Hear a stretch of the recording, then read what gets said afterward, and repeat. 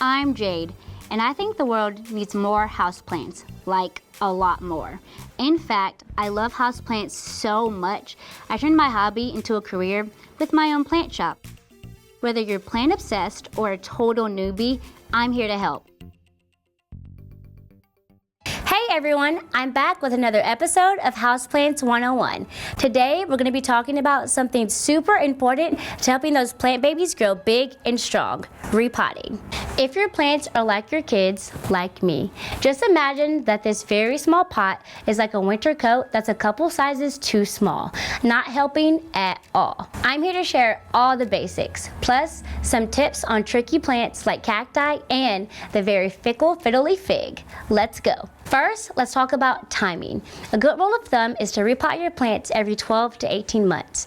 Plants tend to grow slower in the fall and the winter, so I recommend repotting in the spring and the summer for best results. Beyond a general timeline, there are also some visual cues that your plant needs a new home. You may see roots pushing out of the drainage hole, or you may also see roots pushing the plant out of its pot. The plant may also be top heavy. If the plant is 3 times the size of the pot, then it definitely is time for a new home. The plant might dry out more quickly than it used to in the past, or tend to grow slower year-round, not just in the winter months. You may also notice mineral and salt buildup in the soil. If any or all these apply, it's probably time to repot. What you'll need for repotting is, first, your plant, second, some indoor potting mix, and third, a new planter. You don't want to use anything marked garden soil for your indoor house plants. You'll want to size up 2 to 3 inches in diameter for tabletop planters or up to 4 inches for large floor planters. You'll want to size up gradually because too much excess soil can actually lead to root rot. Ideally, you'd want to choose a pot with drainage or keep your plant in the nursery pot and place it into a more decorative pot. The first thing that you'll want to do is remove the plant from its pot. You want to start by picking up the pot, turning it to its side and securing the leaves. Next, you'll want to gently massage the nursery pot to try to loosen the soil. After you've given it a good massage, you want to gently try to take the pot away from the soil. As you can see, this plant is giving you a visual cue that it needs a new home as the roots are now tending to wrap at the base of the pot. This is a sign that the plant is root bound. This plant definitely needs more soil to spread out and grow. The next thing you want to do is mix up the soil that you'll use and put it in a shovel. You want to start by putting a thin layer of soil on the pot before you actually put the plant in. You'll want to add about 1 inch of soil in the pot to start out. Then you'll want to place the plant inside the pot and you want to make sure that it's at a good height. The last thing you'll do is secure the plant in place so it stays in the middle while you fill soil in the pot. Gently press down on the soil after you've repotted it to mix the new soil in with the old soil. Finally, you want to add a little water.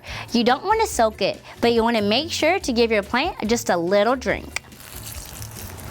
Now your plant baby is happy in its new home and it's ready to grow. Now that we've covered the basics, let's talk about some trickier repotting situations, or in this case, pricklier. Yes, we're talking cacti. Today, we're going to be repotting this column cacti. Since cacti are desert plants, they do best in well-draining soil. You want to use a cacti or succulent mix. I recommend using 2 parts sand, 2 parts soil, and 1 part perlite. The right pot can make a big difference with cacti. Unglazed clay or terracotta wick moisture more quickly than glazed pots, so they're ideal for desert plants. When I repot large cacti, I like to use some thick gardening gloves and also a large cloth as well. The first thing that you'll want to do when repotting your cacti is put on your gardening gloves. After that, you'll want to spend some time massaging the base of the pot before actually lifting the cacti. As you massage, you want to make sure that you're getting the cacti soil nice and loose so it's an easier transition when placing in a bigger pot. Since you don't want to actually touch the cacti spines, next you want to get your cloth and wrap it around the cactus. When you start wrapping your cacti, make sure that you're covering all of the spines in the cloth. After this, you'll want to turn the cacti to its side. Be very gentle.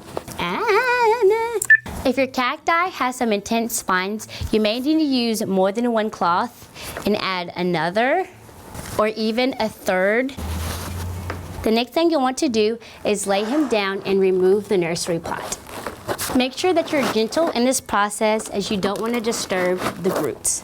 Next, you'll want to add a thin layer of cacti soil to the terracotta pot.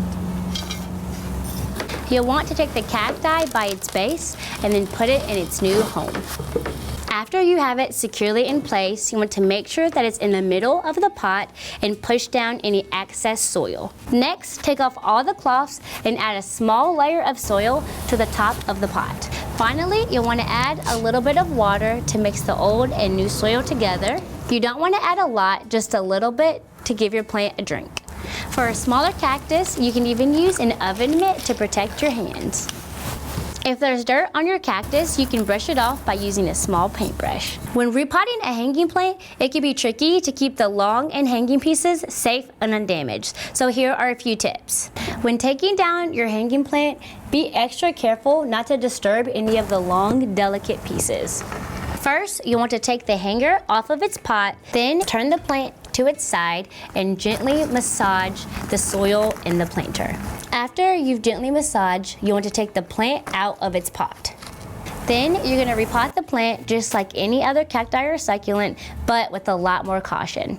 Now, as promised, let's talk about the FiddleLeaf Fig. This plant can be a little bit of a diva, especially when it comes to repotting. This plant doesn't like change. It actually likes to be very snug in its pot. You don't have to worry about repotting this plant unless you see roots starting to form at the bottom of the pot or roots on top of the surface of the soil. If you're not seeing these signs, you should still plan to replace the plant's soil every 2 to 3 years because it needs some extra nutrients. To do this, you want to gently take the plant out of its pot and shake off any soil. Make sure not to disturb the root ball. And then you want to take the old soil and discard of it. Just like before, I'm adding a thin layer of soil at the bottom to start. The last thing you want to do is place the plant back in its planter and fill it with new soil. Since this plant is so finicky, you really only want to repot in the springtime. This is because it's growing season, and you want this plant to have every chance it can to adjust to its new pot as quickly as possible. Since this plant likes to be snug, only up the pot 1 to 2 inches in diameter. And now that your plants have the right size home, they should take off with new growth. And is there any prouder plant parent moment? So now you know the basics of repotting. What else would you like me to cover next? Leave it in the comments below. Don't forget to like this video and subscribe to Handmade for more plant tips. I'll see you next time. Bye!